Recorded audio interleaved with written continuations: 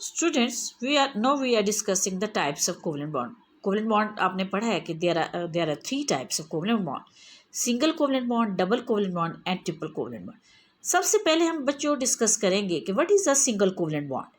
कि single covalent bond क्या है? The bond form by sharing of one pair of electron between two atoms, यानी जो दो एटम्स के दरमियान बॉन्ड बनता है एक पेयर ऑफ इलेक्ट्रॉन की शेयरिंग से, उसको हम क्या कहते हैं? सिंगल कोवलेंट बॉन्ड कहते हैं. One bond pair is indicated by single line, small single line between two atoms, यानी जो वन बॉन्ड पेयर है उसको हम दो एटम्स के दरमियान कैसे जाहिर करते हैं? एक छोटी सी सिंगल लाइन के थ्रू उसको शो किया जाता है. इस एग्जाम्पल को आप देखें, फॉर्मेशन ऑफ H2 मॉलिक्यूल. पहले भी आपको मैंने बताया कि हाइड्रोजन एटम का न्यूक्लियस में एक प्रोटॉन होता है और वैलेंस शेल में, आउटरमोस्ट शेल में एक इलेक्ट्रॉन होता है, राइट. अब इसको, इस शेल को हम क्या कहते हैं? के शेल, राइट. इसको कंप्लीट करने के लिए इसको एक इलेक्ट्रॉन ज़रूरत है, रिक्वायर्ड है. ये दूसरे हाइड्रोजन एटम के इलेक्ट्रॉन के साथ ये शेयर करता है. अब ये देखें कि एक हाइड्रोजन एटम के इलेक्ट्रॉन को हमने डॉट से रिप्रेजेंट किया है, एक हाइड्रोजन एटम के इलेक्ट्रॉन को हमने क्रॉस से शो किया. इसको हम कहते हैं कि लीविस स्ट्रक्चर डायग्राम भी कह सकते हैं. ये देखिए, हाइड्रोजन एटम के वैलेंस शेल के इलेक्ट्रॉन को डॉट से रिप्रेजेंट किया, इसने शेयर किया दूसरे हाइड्रोजन एटम के वैलेंस इलेक्ट्रॉन के साथ.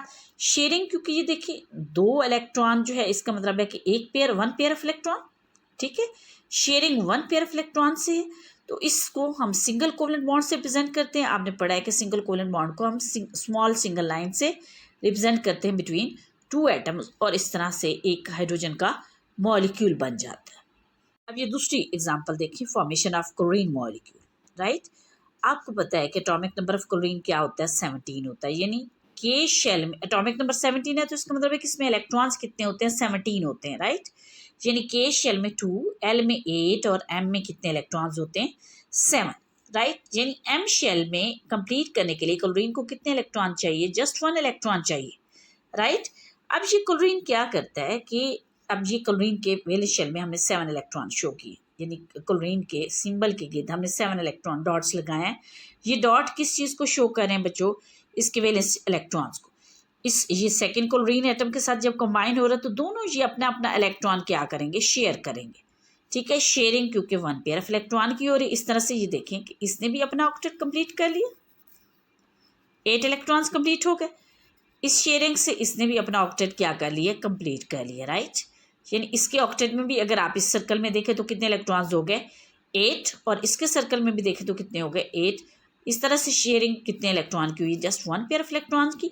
और वन पेयर ऑफ इलेक्ट्रॉन को हम किस तरह से रिप्रेजेंट करते हैं? By small single line, right. और ये क्लोरीन मॉलिक्यूल बन गया.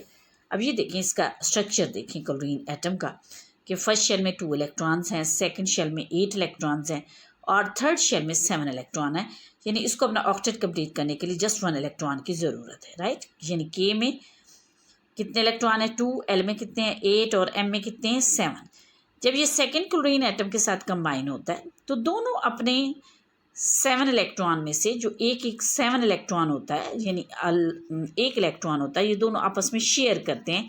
इस तरह से दोनों के, इसका भी ऑक्टेट कंप्लीट हो जाता है और इस क्लोरीन एटम का भी ऑक्टेट कंप्लीट हो जाता है, और सिंगल कोवलेंट बॉन्ड बनता है बिटवीन 2 क्लोरीन एटम्स. अब इसी एक और एग्जांपल देख लेते हैं, फॉर्मेशन ऑफ अमोनिया मॉलिक्यूल, ठीक है. आपको पता है एटॉमिक नंबर नाइट्रोजन का क्या होता है? हमारे पास 7 होता है. अब नाइट्रोजन का एटॉमिक नंबर क्या होता है? 7 होता है. यानी के शेल में 2 इलेक्ट्रॉन्स होते हैं, एल में 5, यानी आउटरमोस्ट शेल में 5 इलेक्ट्रॉन्स होते हैं वैलेंस शेल में.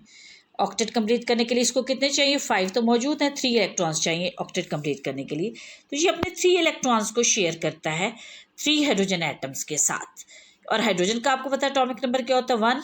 यानी उसके पास नंबर ऑफ प्रोटॉन्स 1 है, तो नंबर ऑफ इलेक्ट्रॉन्स भी 1 होता है. वैलेंस नंबर ऑफ इलेक्ट्रॉन भी 1 होता है, तो उसके वैलेंस शेल में ही वो 1 इलेक्ट्रॉन प्रेजेंट होता है. और हाइड्रोजन एटम को अपना डुप्लेट कंप्लीट करने के लिए 1 इलेक्ट्रॉन की ज़रूरत है. तो इसलिए 3 हाइड्रोजन एटम्स नाइट्रोजन के 3 इलेक्ट्रॉन्स के साथ शेयर हो जाते हैं, ठीक है. यानी नाइट्रोजन अपने वैलेंस शेल के 5 इलेक्ट्रॉन्स में से 3 इलेक्ट्रॉन्स हाइड्रोजन के साथ शेयर करता है, और इस तरह से 3 पेयर ऑफ इलेक्ट्रॉन्स की शेयरिंग हुई. ये देखिए, एक पेयर ऑफ इलेक्ट्रॉन ये बन गया, एक पेयर ऑफ इलेक्ट्रॉन ये प्रोड्यूस हो गया, एक पेयर ऑफ इलेक्ट्रॉन ये प्रोड्यूस हो गया. इस तरह से नाइट्रोजन ने अपना ऑक्टेट कंप्लीट कर लिया और हाइड्रोजन ने अपना डुप्लेट कंप्लीट कर लिया। और नाइट्रोजन और हाइड्रोजन के दरमियान बॉन्ड कौन सा प्रोड्यूस हुआ? Single covalent bond. और ये अमोनिया का स्ट्रक्चर है, राइट। ये आप देखें कि ये नाइट्रोजन एटम है, इसके साथ कितने हाइड्रोजन एटम कंबाइन हो रहे हैं? 3 हाइड्रोजन एटम्स कंबाइन हो रहे हैं। नेक्स्ट एग्जाम्पल में देखिए formation of methane molecules CH4, methane molecule CH4, right. Atomic number carbon का आपको पता है 6 है, इसका मतलब है कि प्रोटॉन 6 हैं तो इलेक्ट्रॉन्स भी 6 हैं, यानी K शेल में 2 इलेक्ट्रॉन्स हैं और L शेल में कितने इलेक्ट्रॉन्स हैं? 4, राइट।